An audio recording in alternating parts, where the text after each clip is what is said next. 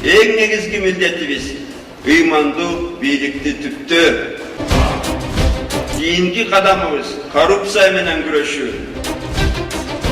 Тууганды бийде ыйман жок, муну унутпагыла. Здесь будет построен целый каскад ГЭС. Кыргызстан боюнча бүт мектептердин баары оңдолуп калат да мектеп. Я все эту старую элиту, Бог даст, я их всех заберу после выборов.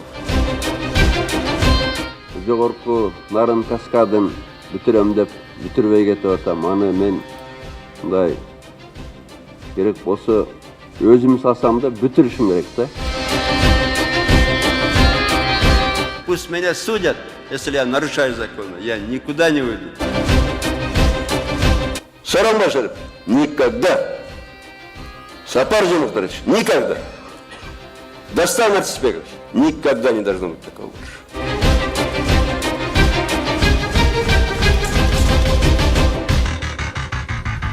Бул Алмазбек Атамбаевдин айрым убадалары 6 жыл ичинде ишке ашкандары менен бирге аткарылбагандары да болду. Анткени буга убакыт тардык кылса, кээ бирлерине саясий кырдаал мүмкүнчүлүк берген эмес. Ошентсе да экс-президент бул аралыкта өлкөдөгү стабилдүүлүккө басым жасап, тышкы саясатты жолго койду.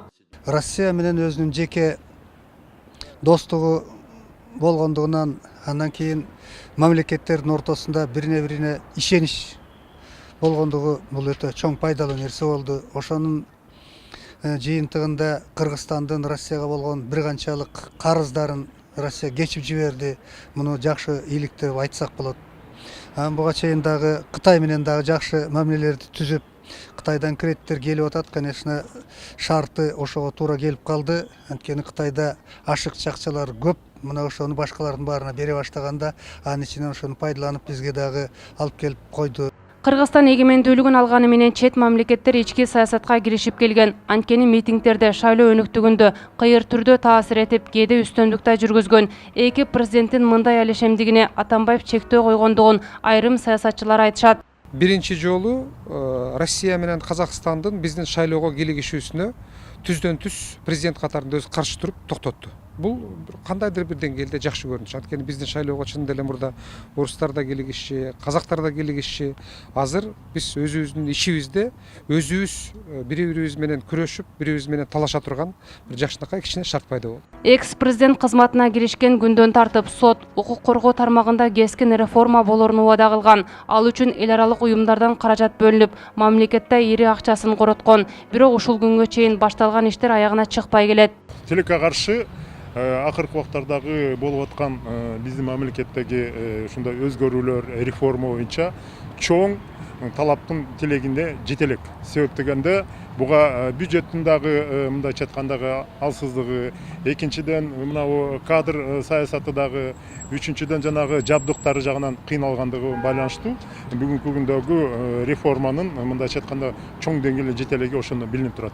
2015-2017 жылдары Кыргызстандын тышкы карызы өсүп, кээ бир эл аралык уюмдар жакыр коррупциялашкан өлкө деп жарыялады. Ага жергиликтүү эксперттер Атамбаевди айыптады. Бирок профессор Айылчы Сарыбаев учурда иштеп жаткан баш мыйзам боюнча президент экономикага жооп бербей турганын айтат. Бирок өкмөттүн чабалдыгынан улам айрым кездерде мамлекет башчысы экономикалык маселелерге аралашканын кошумчалайт.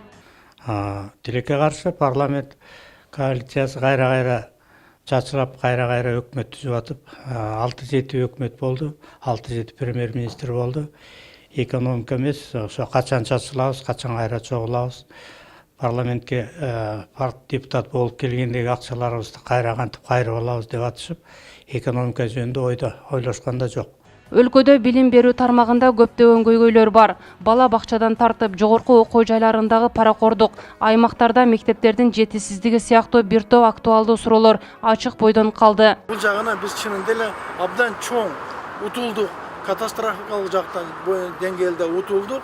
Менимче билим берүү системасын толук талкалап, азыр ушул бүгүнкү аянычтуу абалга алып келдик. 2010 жылдан кийин Кыргызстан парламенттик башкарууга багыт алган, бирок кабыл алынган баш мыйзам иштебей, президенттин таасири жогору болду. Мындан сырткары бул мезгилде аткаруу бийлигинин жоопкерчиликсиз мамилеси күч алды дейт экс-спикер Мукар Чолпонбаев.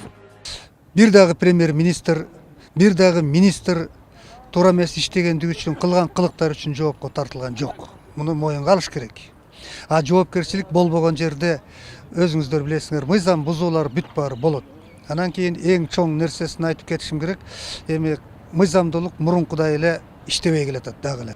Алима Атамбаевдин 6 жылында элдин эсинде кала турган эмгеги калбады дегендер да жок эмес. Мындай оюн айткан Равшан Жээнбеков мамлекетте олуттуу реформа болгон жок деп эсептейт.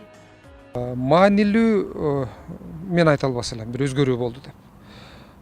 Акаев, Бакиев кандай ошол бийликти бир колго топтогон болсо, Атамбаев ошол эле бир колго бардыгын топтоду. Алар кандай саясий репрессияларды кылып келген болсо, Атамбаев ошонун бардыгын жасады. Ошентип Алмазбек Атамбаев бүгүн экс-президент статусун алды. Мындан кийин анын убактысы көбүнчө чыгармачылыкка жана жаңы келген бийликке кеңеш берүүгө жумшалмакчы.